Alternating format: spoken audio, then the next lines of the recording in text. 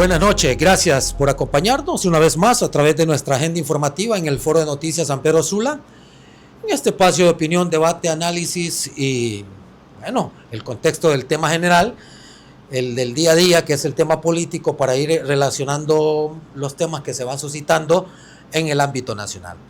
Hoy no va a ser la sección dialogar con una de las mujeres que ha estado en la palestra pública, es candidata a diputada y política hondureña, la abogada Fátima Patricia Mena Baide, sí. A mucha honra, la abogada, pues vamos a compartir con ella. Abogada, ¿qué tal? Buenos días.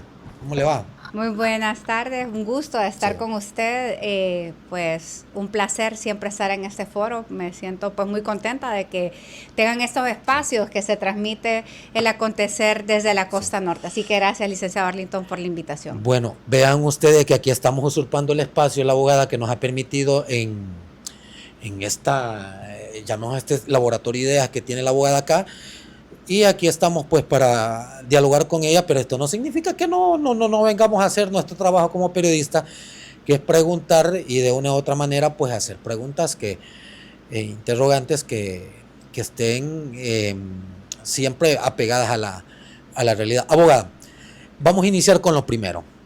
Ya el Congreso anunció el magistrado del Tribunal de Justicia Electoral, el abogado Aristides Mejía, ¿va? Y los dos consejeros interinos.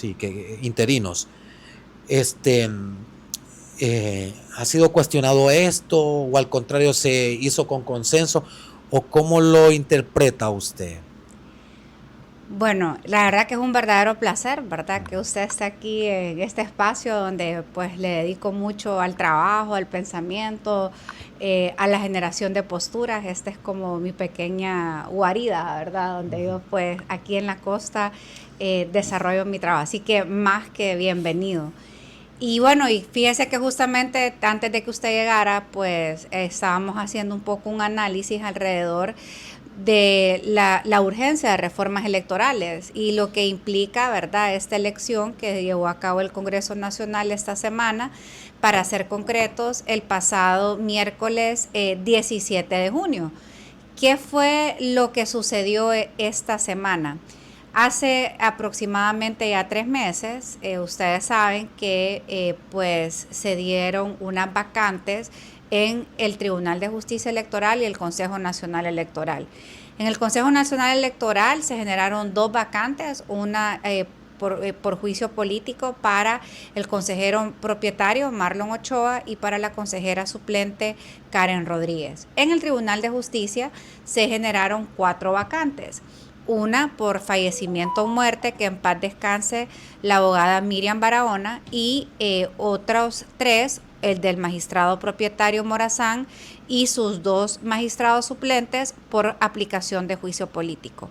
En este contexto, el Congreso Nacional abre un concurso público, ¿verdad?, donde hay que decir participaron más de 100 personas, de las cuales 49 pasaron a la etapa de audiencias públicas y sobre las cuales 24 fueron remitidos al Pleno del Congreso Nacional por parte de la Comisión Evaluadora, 12 para optar al cargo de Consejo Nacional Electoral y otras 12 para poder optar al cargo o a los cargos del Tribunal de Justicia Electoral. ¿Qué sucedió esta semana?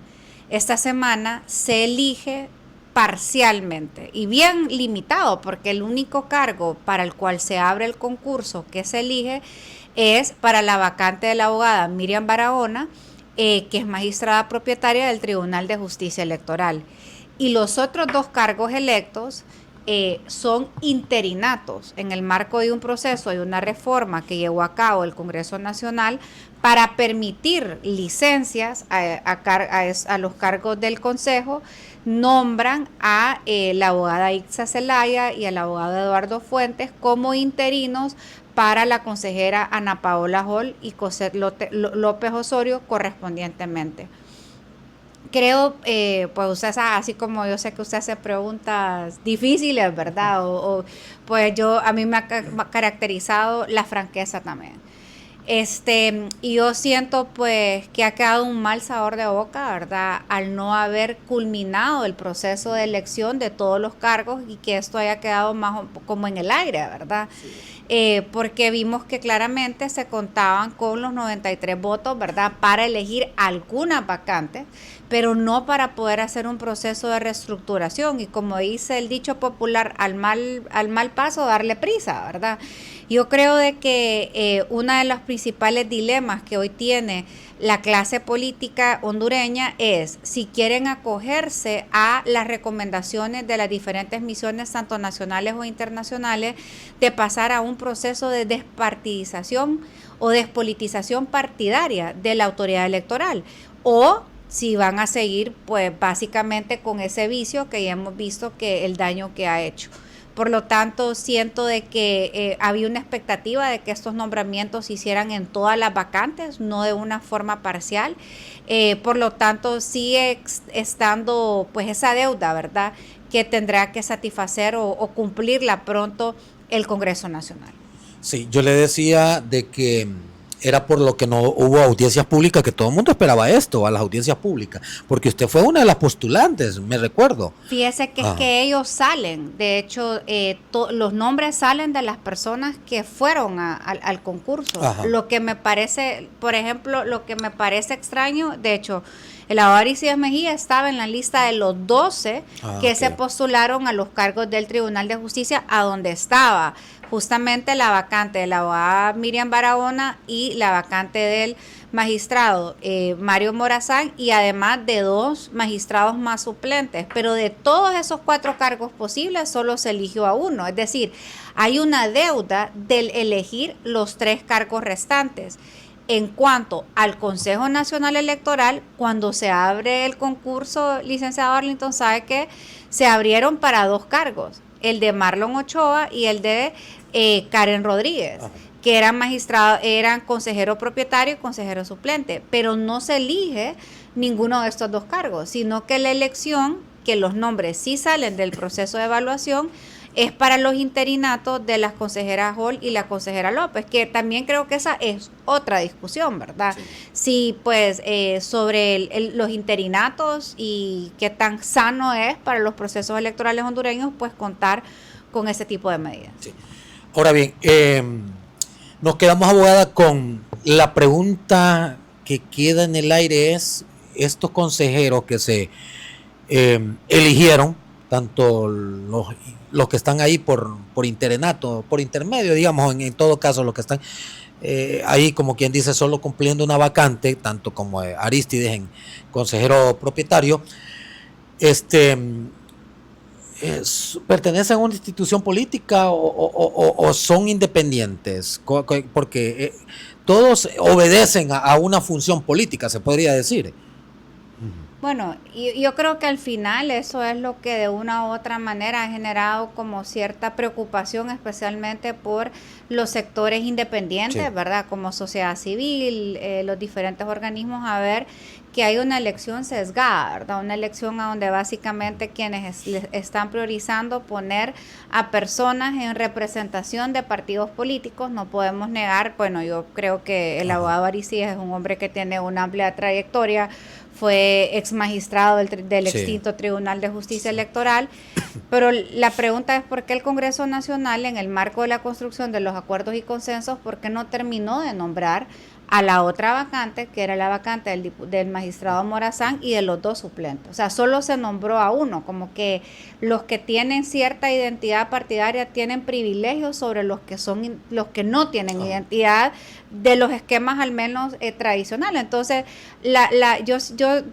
yo sigo creyendo que el problema de esta elección es que no hay una decisión política tomada de querer acogerse a las recomendaciones de las misiones de observación. Aparentemente, o lo que yo percibo, es que todavía no saben si realmente van a dar un paso adelante a un proceso de despolitización partidaria para buscar personas con perfiles independientes, o si vamos a seguir con los esquemas de antes, ¿verdad? Sí. Que es una visión de repartición. Hoy, pues vemos que los únicos acuerdos que se logran son acuerdos alrededor a donde tanto el Partido Nacional como el Partido Liberal se ponen de acuerdo para poner a sus representantes, y que esa decisión de realmente haber llegado a los acuerdos y consensos para poder nombrar, mire, a mí me preguntaban sobre la legalidad de las decisiones que adopten estos órganos. Bueno, legales van a ser. Mi pregunta es la legitimidad. O sea, usted creo que falta o hay una necesidad de que los órganos estén completamente integrados para que puedan hacer un trabajo, porque las elecciones del 2025 nos dejaron una gran lección. Hay que hacer reformas electorales y necesitamos un órgano plenamente integrado desde las diferentes miradas, funcionando para poder trabajar en esta tarea. Bueno, entonces estamos ante los órganos representantes del proceso electoral que puedan garantizar la democracia hondureña, o al contrario, garantiza el apoyo a una institución política, o qué es lo que se está manifestando ahí con la incorporación de estos nuevos consejeros. Que la tarea no está conclusa por el Congreso Nacional. Yo creo que aquí la responsabilidad recae sobre el Congreso Nacional como un colectivo, como un grupo. Creo que ellos son los que tienen la obligación.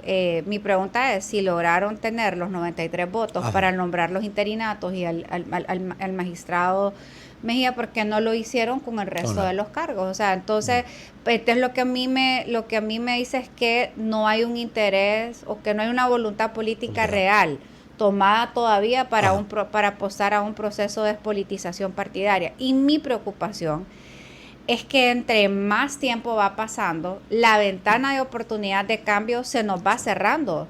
Estamos hablando de que se habla de que probablemente la elección va a ser hasta el otro año. Sí. Entonces, es decir, que durante todo este tiempo, cuando deberíamos de tener a la autoridad electoral trabajando en procesos de reforma, pues van a estar pues únicamente construyéndose desde las miradas, desde los que están pues representados en este momento en la autoridad electoral, y no como el anhelo, ¿verdad?, de una gran parte de la ciudadanía de tener un balance, un equilibrio, pero sobre todo una autoridad electoral independiente. Ahora, la elección de estos nuevos consejeros, ¿a quién beneficia entonces? Pues yo creo que el mayor beneficio es para el Partido Liberal y el Partido Nacional, porque ellos sí tienen sus representantes. Creo que la ciudadanía que espera un esquema de independencia, pues todavía se está en deuda. Yo no voy a poner en duda la capacidad técnica de las personas electas, tanto por ejemplo, tuve la oportunidad como usuaria del proceso electoral de conocer el trabajo técnico de Eduardo Fuentes, que también pasó a la unidad de política limpia. Creo que es una persona técnicamente muy capaz, igual que la consejera Aixa Zelaya, pues que es una mujer que ha demostrado del Partido Liberal una capacidad también técnica, ¿verdad?, en procesos electorales, pero solamente son 2 propietarios y deberían de haber 3 propietarios, y bueno, y hay una expectativa que uno de esos representantes pudiera ser o se garantizara que fuera una persona que viniera tal vez desde un espacio sin padrino, de los esquemas tradicionales, ¿verdad?, tener personas que fueran verdaderamente independientes. Entonces, ahorita lo que vemos es un acuerdo entre el Partido Nacional y el Partido Liberal, pero nos hace falta ese balance, ese equilibrio que todavía vemos que el Congreso Nacional no ha adoptado. Bueno, en cuanto a este tema, creo que no hemos dejado ningún cabo suelto. Tenemos que pasar a otra trinchera. En el caso de lo que está pasando ahorita con que se anuncian que le van a hincar las costillas el Tribunal Superior de Cuentas a los 2 expresidentes anteriores de las Cortes, Rolando Argueta y la anterior Rebeca Raquel Obando. ¿Cómo lo analiza usted? ¿Es necesario pues hacer auditorías, que ellos rindan cuentas, o porque solo estos 2 periodos anteriores, por qué no analizar también las funciones de los otros expresidentes de la Corte? Bueno, yo siento de que aquí hay un problema del sector justicia. ¿Cuáles han sido uno de los problemas que tuvo la Corte Suprema de Rolando Argueta y la Corte Suprema presidida por la abogada Rebeca Raquel? Que en ese contexto se declara la inconstitucionalidad del extinto Consejo de la Judicatura. Entonces, muchas de las atribuciones y facultades que estaban delegadas en el Consejo de la Judicatura las pasó a asumir el presidente o la presidenta de la Corte Suprema. Siempre se advirtió de que era una necesidad contar con un Consejo de la Judicatura. Creo que más allá de un problema de diseño del Consejo de la Judicatura, ¿sabe cuál fue el problema del Consejo? El proceso de elección de sus representantes. Recuerdo que fue una elección a matacaballo, ¿verdad? Pues básicamente lo que hubo fue una repartición entre el Partido Nacional y el Partido Liberal. Pusieron a personas pues que realmente no tenían la idoneidad, que fueron personas que llegaron con compromisos políticos, partidarios, y básicamente destruyeron en poco tiempo un modelo que ha funcionado en todos los sistemas de justicia exitosos del mundo. ¿Y por qué no funciona en Honduras? Porque las personas que pusieron eran las idóneas, porque las personas que pusieron fueron personas que pues llegaron a cumplir favores. Bueno, creo que viaticaron más tiempo de los días que tiene el calendario por año. Entonces vimos realmente un consejo que no funcionó tanto por un problema de diseño de la ley, sino que las personas que llegaron. Yo creo que yo soy una persona que creo mucho en la institucionalidad, creo mucho en las instituciones, pero no podemos dejar a un lado la importancia que tiene el ser humano, la persona, la que tenga personalidad democrática, porque al final son las actuaciones de las personas, de los titulares, que marcan la institución. Entonces, en este contexto, cuando se declara inconstitucional y se básicamente deja de funcionar el Consejo de la Judicatura, se le pasan estas atribuciones y estas facultades que antes las tenía el Pleno, recaen momentáneamente sobre los presidentes de este poder del Estado. En este caso, recayó sobre el magistrado Argueta y la magistrada Raquel Obando. Por lo tanto, este proceso de investigación justamente se debe para ver o medir la cantidad de abusos o malas prácticas. Yo creo de que si nosotros podemos hablar de corrupción en el Poder Judicial, pues creo que en cada mandato me imagino que habrá casos que investigar. Pero recordemos también de que por algún lado hay que empezar, y que se investigue un segmento no excluye, ¿verdad?, que se pueda hacer en otros momentos, aclarando, ¿verdad?, de que en derecho hay acciones que prescriben. Entonces, por ejemplo, por eso recuerdo que cuando estaba la Maxi acá, una de las propuestas que hacían en materia de reforma en delitos de materia de corrupción era verificar y modificar los tiempos de prescripción de delitos contra la administración pública, porque probablemente habrán casos que hay evidencia, pero probablemente ya jurídicamente no pueden ser investigados porque ya prescribieron las acciones. Bueno, abogada, me dice producción que tenemos que irnos a nuestro primer corte comercial. Después de la pausa vamos a seguir abordando el tema, el análisis político. Me interesa saber también el tema legislativo y el ejecutivo, para hablar un par de leyes referente a el contexto de nuestra agenda informativa a través del Foro de Noticias San Pedro Sula. Primera pausa, ya regresamos siempre con nuestra invitada, la abogada Fátima Patricia Mena Baide. Ya regresamos.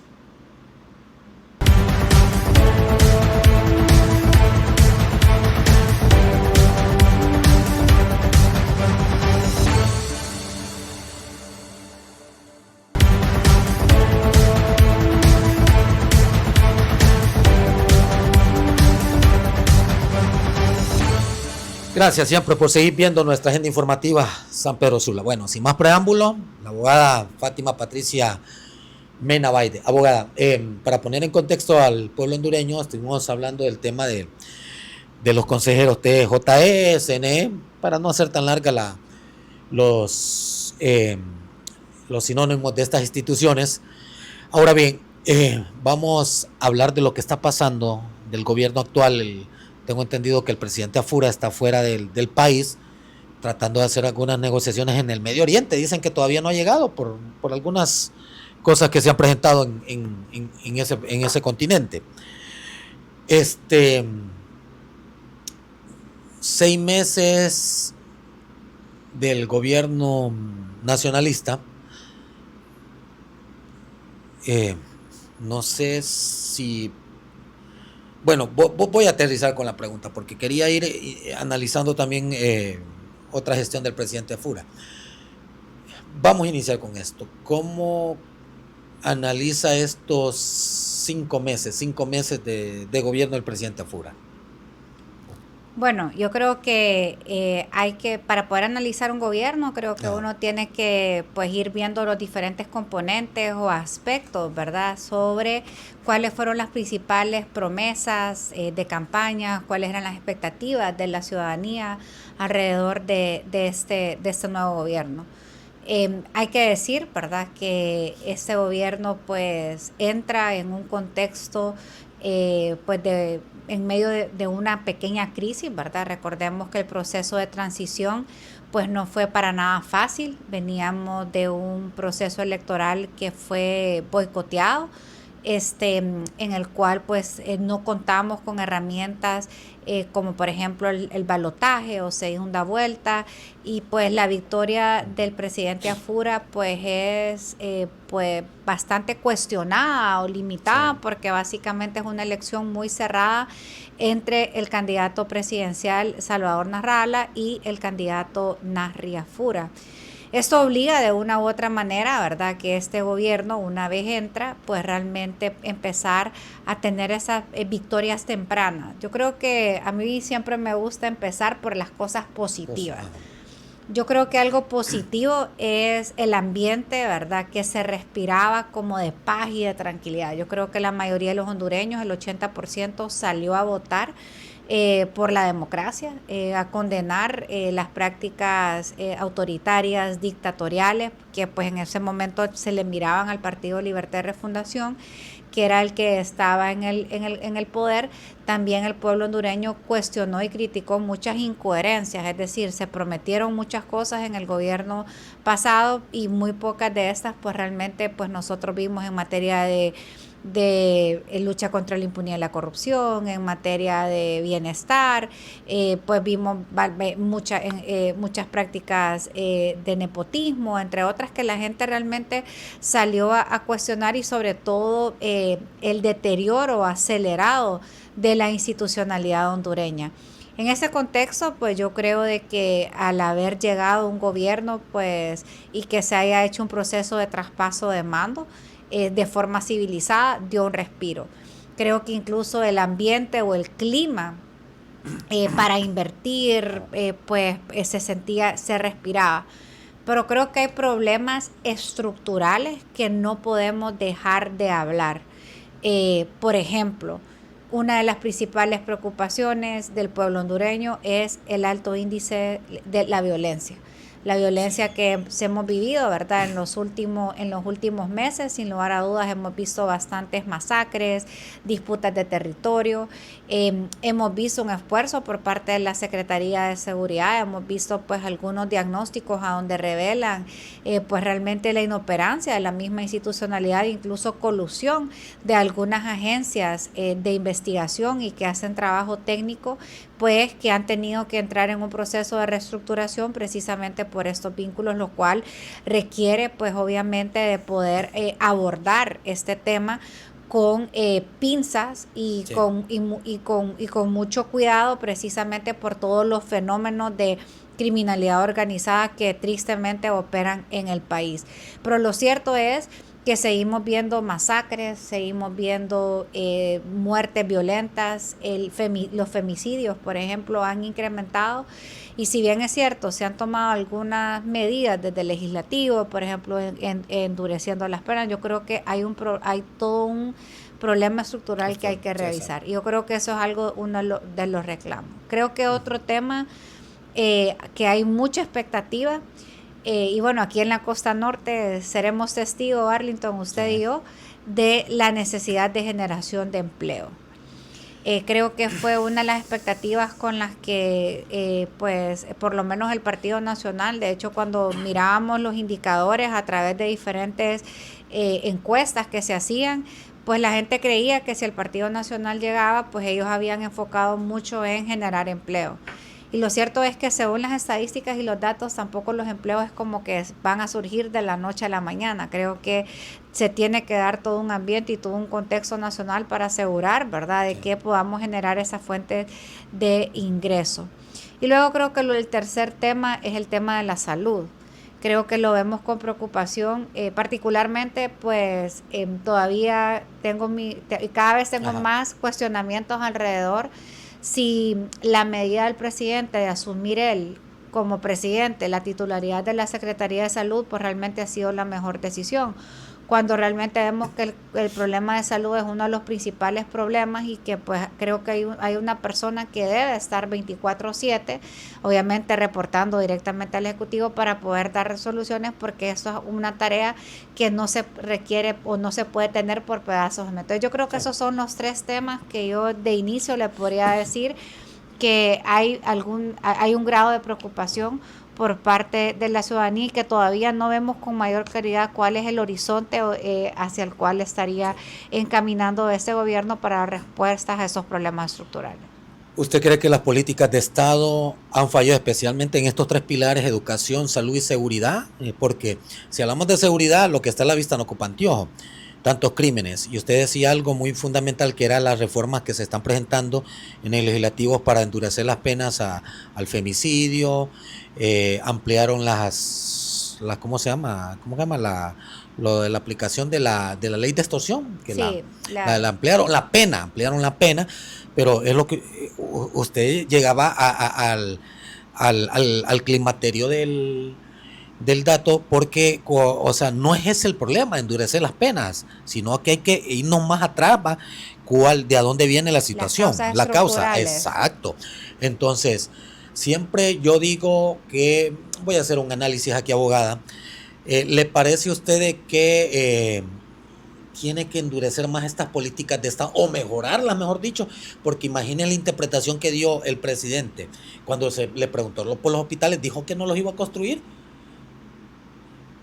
porque tal vez él piensa que como se hizo en gobierno anterior, entonces no les tiene que dar continuidad. ¿Le parece a usted, o le parece al contrario que es una estrategia de planificación por parte del gobierno actual?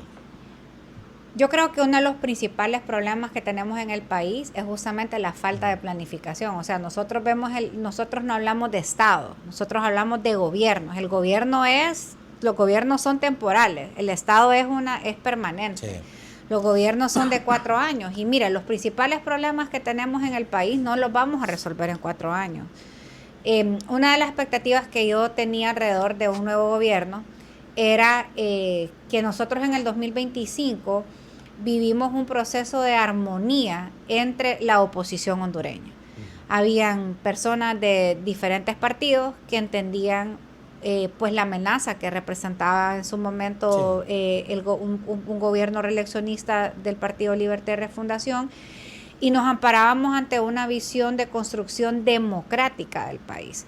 Es decir, poder construir acuerdos y consensos de las diferentes miradas, pero sin sectarismo. O sea, nosotros decíamos, no, es una persona de X partido, pero tiene una personalidad democrática, es capaz. Sí. Yo creo que uno de los problemas que yo he percibido, Arlington, es que creemos que la crisis ya la hemos superado. La crisis no la hemos superado. Sí, solo porque se cambia de partido político, de gobierno. Solo porque usted cambia un enfermo de cama, usted no lo va a curar. Sí. Usted lo que ocupa es realmente tener las políticas públicas adecuadas, y para eso se requiere construir una visión a largo plazo. Y para eso se necesitan acuerdos y consensos que giren, y con todo respeto los días, más allá de los intereses particulares de los partidos políticos, de los acuerdos que pueden haber, porque los acuerdos que hemos visto en su gran mayoría no son acuerdos de país, son acuerdos para satisfacer intereses particulares de partidos políticos. Entonces, creo que aquí es a donde viene la urgencia de poder construir, en este caso, pues políticas públicas que garanticen dar respuesta estructural. Las cosas buenas deben de continuar. Si, por ejemplo, había en planificación algún tipo de hospital con algún tipo de avance, yo creo que esas cosas deberían de continuar. pero no podemos estar cambiando, ¿verdad? Cada 4 años es como que nosotros somos de la costa norte, y como que pusiéramos Waze ahorita y vamos para Tegucigalpa y que cada hora nos estén recalculando la ruta y nos estén tirando por otro lado. Probablemente no vamos a llegar en las 4 horas que nos debería de tomar estar en Tegucigalpa, porque nos está mandando o nos estamos desviando a cada ratito. Entonces, creo que eso es lo que hace falta, un espacio de diálogo y consenso. Yo hasta ese momento realmente esperábamos un gran diálogo nacional, a donde se pudiera ver una visión de construcción del Estado con diferentes miradas, no únicamente desde la mirada del oficialismo, pero creo que esas conversaciones realmente, al menos yo no he visto que se estén dando. Probablemente podría retomar algunos sectores que lo han hecho. ¿O es muy poco el espacio, abogada, le parece? Que no se le puede exigir ahorita a estas alturas del tiempo. Yo creo que el tiempo es bastante, pero hay temas sobre los cuales habría que priorizar. Ajá. Yo creo, y estas son críticas constructivas de cómo cómo se puede abrir el diálogo político. Claro, son 5 meses, pero en realidad, si usted dice solo son 5 meses, ya solo les queda 3 años y medio de gobierno. Es que ese es el problema, que el tiempo realmente es bien poco. Entonces yo esperaría que el gobierno no deje de pensar como mi gobierno, mi mandato, y empiece a pensar como, bueno, hoy me toca ser Estado, y dentro del Estado, que es algo más permanente, nosotros vamos a construir o dar los primeros pasos en esto, por ejemplo. Sí. Yo lo veo ahorita, por ejemplo, con la discusión en el Congreso se está discutiendo el tema energético, por ejemplo. Bueno, pero... Entonces, ¿qué pasa con el tema energético? Cada 4 años hay un nuevo planteamiento hacia dónde debe caminar o cómo se debe ir. Siempre va a pasar lo mismo con todos los gobiernos. Pero no debería de pasar eso, porque es que, mire, usted no puede jugar ni con la seguridad de la gente. O sea, nosotros no podemos estar cada 4 años que viene un cambio de gobierno, que hay cambio, que se justifica, que dicen que es que hay cambios de mandos, que hay disputas de territorio, y el pueblo hondureño poniendo los muertos. O sea, eso para mí es completamente inaceptable. O que usted me esté diciendo, o que nos estén diciendo ahorita que es que cada 4 años nos va a cambiar el tema de la energía. Mire, yo algo que comparto, para mí la energía sí tiene, es un derecho que tiene la ciudadanía, tener acceso a la energía. No es un tema solamente comercial, es un tema vinculado a la dignidad del ser humano. Entonces, nosotros no solo podemos ver la energía como un tema de competitividad, que claro que es importante. Queremos hablar de generar empleo. Somos el país de Centroamérica, Arlington, que más días sin energía pasa, más horas sin energía pasamos. Entonces, ¿cómo vamos a ser competitivos? Ningún eslogan ni nada que vengan a invertir, que aquí estamos. Si nosotros no tenemos resuelto realmente el tema energético, porque es algo que nos mide con competitividad. Pero la energía no solo se vincula a competitividad, se vincula con seguridad. ¿Qué sucede en esos barrios y colonias con esos grandes apagones? Las violencias incrementan. La violencia hacia las mujeres también incrementa. Las tensiones. Entonces yo creo que estos son temas que no los podemos, o sea, que yo esperaría, bueno, yo he escuchado por lo menos al presidente Afura, que tiene claridad de que él no tiene un proyecto reeleccionista de él. En eso queda claro. Que eso queda claro. Entonces yo esperaría, que es lo que le ha pasado tristemente a gobiernos pasados que han tenido visiones reeleccionistas, de que él realmente se enfoque a sentar las bases del desarrollo que el país tanto necesita. O sea, porque no tiene una aspiración política a largo plazo, podríamos decir, él no pone interés en las políticas o en el Estado de Derecho del país para priorizar temas tan importantes.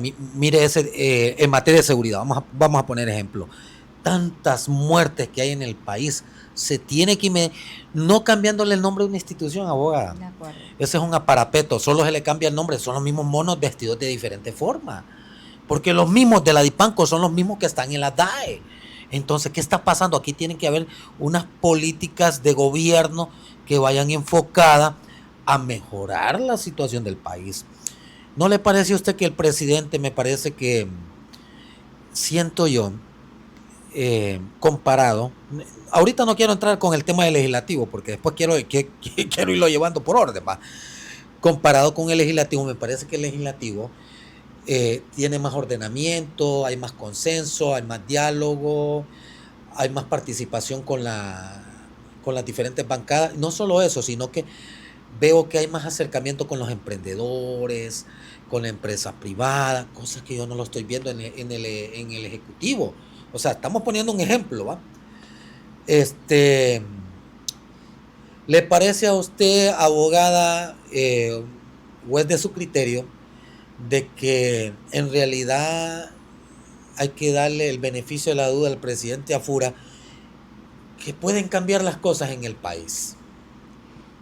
Pues yo no le diría tal vez darle el beneficio de la duda. Yo lo que digo es que hay que, como buen hondureño, tenemos que desear realmente que le haga un buen trabajo, ¿verdad? Pero eso no nos debería de quitar la posibilidad de en este momento hacer las críticas constructivas, porque ya después de básicamente un poco más de 5 meses de gestión, hay cosas que evidentemente usted ya puede tener una radiografía de decir, esto no va por un buen camino, o esto no va al paso que debería de ir. Entonces yo creo que esas llamadas, porque yo le digo, si bien es cierto, 5 meses es poco, 3 años y medio también lo es. Y es más, yo le diría menos, Arlington, porque usted sabe que el año electoral es un año completamente improductivo. Entonces estamos hablando que él tiene, o un presidente, los años más productivos de los gobiernos son los primeros 2 años. Por eso es que los gobiernos, bajo esta lógica y eso, deben de entrar preparados para empezar con un plan de ejecución. Yo le digo, creo que tienen hay personas muy capaces dentro del equipo, creo que tiene una parte que es un equipo técnico, pero estas críticas constructivas que nosotros hacemos es justamente porque nosotros esperamos que este gobierno pueda devolver la paz, la tranquilidad. Queremos vivir en un país a donde podamos sentirnos seguros, no como ahorita el clima de inseguridad es algo, o sea, es algo que no se puede tapar. Sí, que haya seguridad jurídica, seguridad ciudadana. Y luego creo que hay otros temas, como por ejemplo el tema de la capacidad de diálogo del presidente Afura, que creo que usted lo mencionó. Creo que el presidente viene de un esquema empresarial y ejecutor de la alcaldía. Yo me acuerdo que alguien me contaba que cuando él fue alcalde, pues realmente hay veces ni llegaba a las sesiones de corporación porque alguien más las presidía y que él simple y sencillamente andaba en los proyectos ejecutando. El gobierno no es como un gobierno local. O sea, el gobierno no solamente se trata de hacer y estar ejecutando obras, se trata, bueno, yo una vez escuché a un analista, un profesor que dijo que gobernar es administrar en crisis.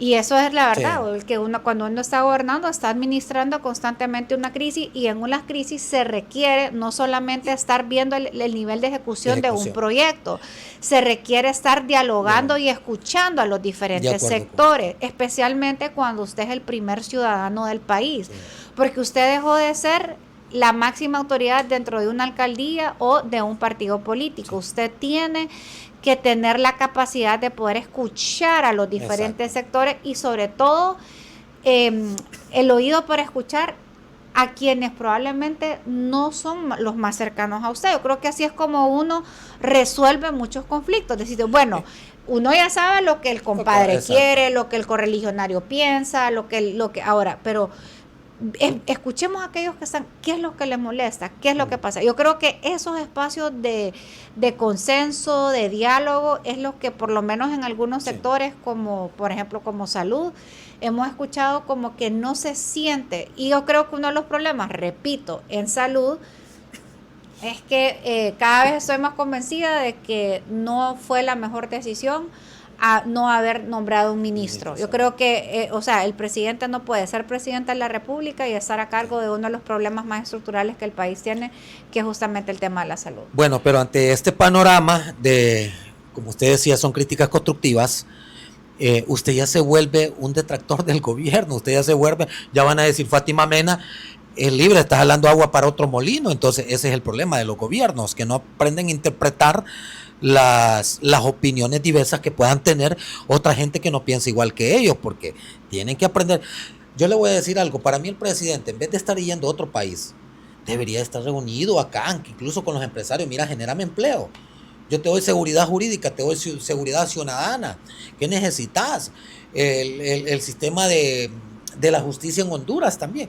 Entonces, para poder crear un clima, un ambiente fértil para el país. Eso es lo que yo logro interpretar en cuanto al presidente de la República. Bueno, vamos a irnos a nuestra segunda pausa, perdón, y para seguir dialogando ya en el último clic con nuestra invitada panelista, la abogada Fátima Patricia Mena Baide. Segunda pausa, ya regresamos.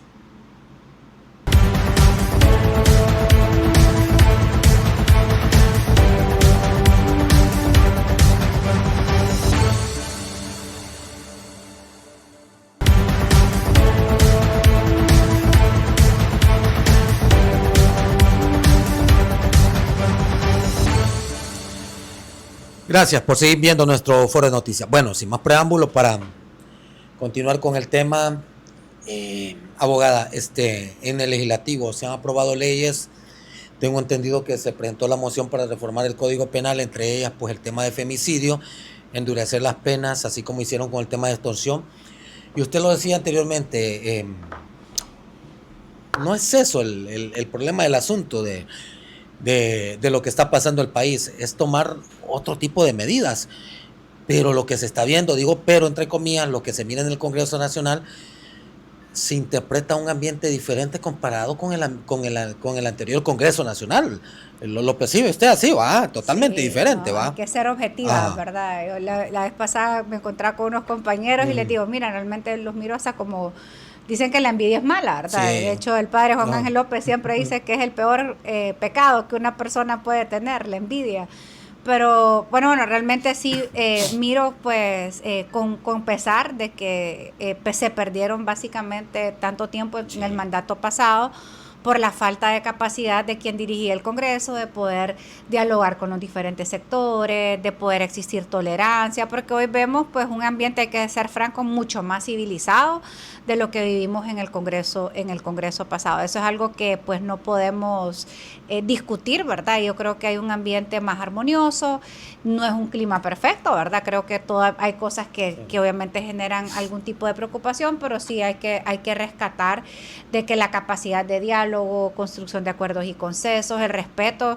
Veo que antes, por ejemplo, esta semana un diputado tiró una botella de agua, ¿verdad? Es cierto. Eso pasaba casi a cada rato en el Congreso pasado y pasaba sin novedad. Esta semana fue una de las noticias, porque justamente se está queriendo hacer énfasis, ¿verdad?, en la no tolerancia a los actos violentos, ¿verdad? Y obviamente el Congreso es para eso.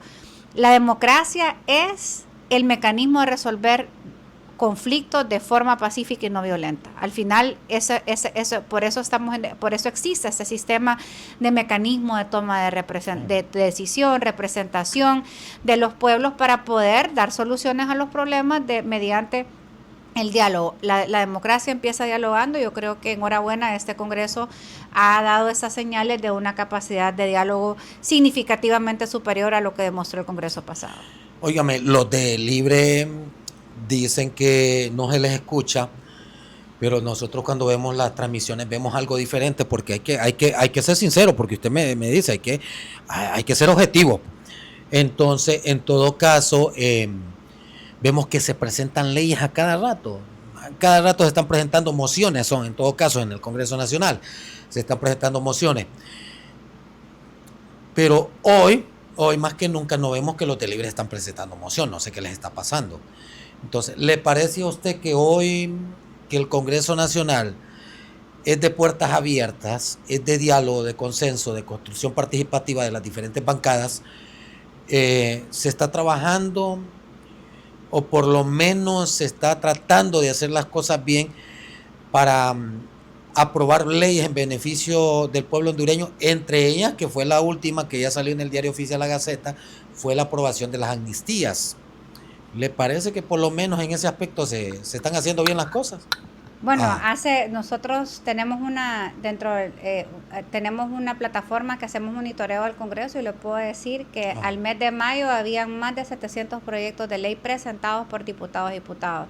Eso es muy significativamente, estaba por arriba de lo que se presentó en una legislatura en el Congreso pasado. Entonces podemos decir de que sí es un Congreso más productivo. Obviamente en los primeros 5 meses hemos visto que es un Congreso que ha sesionado semanalmente, por lo menos 3 veces por semana, a donde ha habido más claridad alrededor de la agenda. Se han tocado temas importantes. Usted hablaba sobre el tema de la amnistía, anteriormente hablábamos sobre el tema de femicidio y reformas a la ley de violencia doméstica, y así podemos hablar, ¿verdad?, de diferentes iniciativas donde ha quedado muy evidenciado la capacidad de diálogo político para poder impulsar este tipo de normativas. Al principio iniciamos con proyectos para poder promover infraestructura, hablamos también de poder aperturar centros educativos de educación superior o regionales de la UNA en departamentos que no tienen representación, como Santa Bárbara, Lloro, el Atlántico, ¿verdad? Entonces creo que sí ha sido un congreso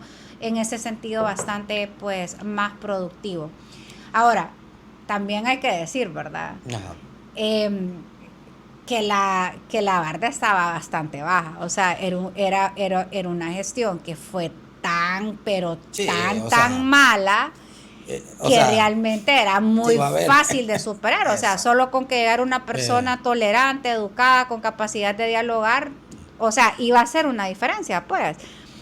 No quiero menospreciar las capacidades y las habilidades de quienes hoy dirigen el Congreso, pues que evidentemente temprano hablábamos, pues, como vemos que muchos temas se están resolviendo más bien a nivel de legislativo y no de ejecutivo. Más bien creo que está pasando a lo inverso a lo que sucedía en el gobierno pasado, ¿verdad? Pero creo también, y aquí debo de decirlo como legisladora, ex legisladora, que Honduras necesita una nueva ley orgánica del Poder Legislativo para poder realmente no solamente medir cantidad, sino medir calidad, efectividad de las normas, para que las normas vengan más consensuadas. Hace poco, por ejemplo, se dio un debate en el cual, sin querer tocar el fondo del asunto, creo que vimos que fue una ley a donde sufrió cualquier cantidad de modificaciones al momento del debate y del momento de la ratificación del acta, porque yo creo que el modelo de funcionamiento de las comisiones legislativas en Honduras no es el adecuado. La comisión es realmente donde se puede construir y hacer todas las reformas al proyecto de ley, pero las comisiones son un espacio bastante invisibilizado, bastante débil en cuanto a su infraestructura, desde jurídica como física, ¿verdad? Pero entonces yo creo que esperaría que con un presidente que tiene la experiencia, yo creo que Tomás Zambrano, pese a ser una persona joven, porque anda como alrededor de un poco de los 40 años, yo creo que es de los diputados con mayor tiempo, mayor cantidad de periodos dentro del Congreso. Si yo no me equivoco, creo que este es el 5º periodo del presidente del Congreso. Por lo tanto, él tiene una experiencia. Yo creo que este es un momento de llegar a modernizar el Congreso, ¿verdad? Y definitivamente construir una nueva ley orgánica del Poder Legislativo. Sí, abogada, nos queda poco tiempo. Tengo que preguntarle ya. En el caso, porque usted nació políticamente con Salvador Narrala, en el PAC, me acuerdo, ¿va? Lo que le está pasando al ingeniero. Se habla de investigaciones, se hablan de que le están pidiendo la ley de política limpia para que rinda cuenta por el dinero proveniente de su campaña política. Y vamos a iniciar con el tema de Salvador. Muchos dicen que Salvador se tiene que hacer a un lado del Partido Liberal, otros dicen que tiene que seguir. Hay diferentes posturas. ¿Cómo ve usted a Salvador? ¿Le parece que es una persecución política o al contrario, él tendría que presentar ese informe? Bueno, primero quiero decir que si tiene que quedarse o tiene que seguir es una decisión de él. O sea, yo creo que es una persona que él llegó al Partido Liberal, ¿verdad? Por voluntad propia. Creo que si él quiere continuar dentro del Partido Liberal o quiere continuar su carrera política, no hay nada peor que hacer cosas a la fuerza o por otro. Creo que la participación política es un derecho inherente a la persona y será él quien decida si quiere continuar o no en la palestra pública. No podemos negar, ¿verdad?, que la popularidad de Salvador Narrala, o sea, una persona que a donde ha llegado, pues realmente ha generado, ha sido un fenómeno en la política. Así que bueno, en esa pregunta creo que es algo que es una decisión muy personal de él. Es un hombre además que yo sé que pues está en una etapa de su vida donde tiene 2 hijos pequeños. Probablemente yo sé que en algún momento él ha hablado pues de querer disfrutar de sus hijos. O sea que cualquier decisión que él tome pues es una decisión personal, ¿verdad? Abogada, disculpe que le interrumpa, pero muchos le llaman oportunista al ingeniero Salvador porque han dado de partido en partido. Bueno, yo creo que primero nosotros estuvimos en el PAC y el PAC básicamente nos lo robó el Partido Nacional en su momento, ¿verdad? Que nos quitaron los sellos del Partido Anticorrupción. Luego fundamos el Partido Salvador de Honduras y el Partido Libre. Básicamente el acuerdo que tenía Luis Redondo era quitarnos el PSH. Bueno, yo soy víctima de esas decisiones porque yo siempre he participado en estas estructuras. Incluso en esta última yo no me candidateé porque pues yo no me sentía participando en otro partido político. El tema de la rendición de cuentas, Arlington, para mí es un tema bien importante y además un tema en el cual yo tengo mucha claridad. Nadie está sobre la ley. Yo creo de que es importante establecer que pues todos nos debemos de someter. De hecho, yo he escuchado declaraciones del ingeniero, ¿verdad?, donde él ha hablado que ha presentado los informes correspondientes. Entonces yo creo que todo proceso que la institucionalidad inicie alrededor de establecer pues claridad alrededor de los usos de los recursos públicos, pues enhorabuena. Yo creo que al final los hechos pues hablarán por sí solos. Lo que yo sí creo es que la unidad de política limpia es una unidad que merece toda la atención de la clase política. La unidad de política limpia es una unidad que operó el periodo pasado sin ningún tipo de recurso. La unidad de política limpia establece lineamientos que son muchas veces novedosos, que van cambiando campaña por campaña, y los cuales pues los sujetos obligados, que son los partidos políticos, candidatos y candidatas, las alianzas, deben regirse bajo un esquema. En el periodo pasado, la unidad no tuvo el alcance. Nadie puede alegar ignorancia de la ley, de eso estoy más que clara, pero yo sí creo que la unidad de política limpia necesitamos no solamente darle los dientes, sino darle los recursos para que a través de los partidos políticos se pueda tener presencia en todos los departamentos, incluso en el departamento 19, para que la gente conozca realmente cuáles son las obligaciones y que las investigaciones pues evidentemente sigan sus cursos respetando los derechos, ¿verdad?, y garantías que nos asisten a todos los ciudadanos, como es la presunción de inocencia y el debido proceso. Ahora, la palabra meritocracia en los partidos políticos, unos dicen que pues se tiene que gobernar para el pueblo, pero al contrario, muchos en el partido, en el caso de los liberales, muchos le están llamando traición a los que forman parte del gobierno actual, en algunos ministerios. ¿Le parece que esto le podría pasar factura al Partido Liberal? Que aquí tengo la Constitución cerca. Okay. Y a mí me encanta este artículo de la Constitución que habla sobre la obligación que tienen los gobiernos de hacer gobiernos de integración nacional. Entonces, el artículo 5, ¿verdad?, dice: el gobierno de la República debe sustentarse en los principios de soberanía popular, la autodeterminación de los pueblos, la democracia participativa, de los cuales se integran y que deriva la integración nacional.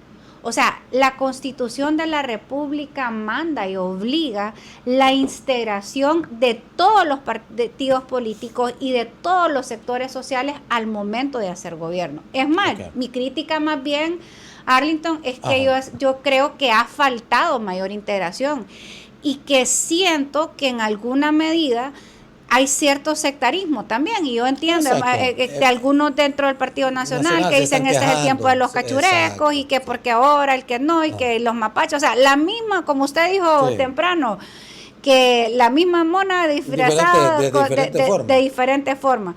Entonces, yo particularmente, yo no critico para nada. Creo que la integración nacional no solamente debe pasar por un acuerdo con el Partido Nacional y el Partido Liberal. Creo que hay muchos más sectores. Es más, le voy a decir, la mayoría de los hondureños ni siquiera tienen partido político. Más del 50% de los hondureños ya ni siquiera se identifican. Entonces yo sí creo que esas miradas no partidarias, independientes, de capacidad, es una práctica que sin lugar a duda un gobierno que aspira a ser un buen gobierno debe de tener. Bueno, abogada, solo resta agradecerle y gracias por permitirnos llegar a este espacio.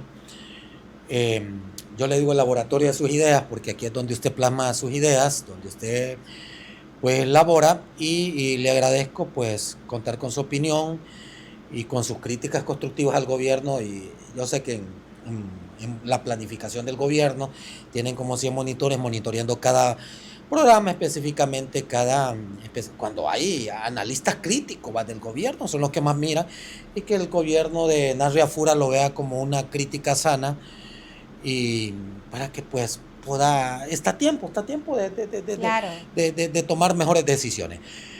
Yo le agradezco nuevamente, abogada Fátima Patricia Mena Baide, política hondureña, analista política y jurídica, lógicamente, para abordar estos temas que hemos ido relacionando. Nos vamos, Dios los guarde y los bendiga. Hasta pronto.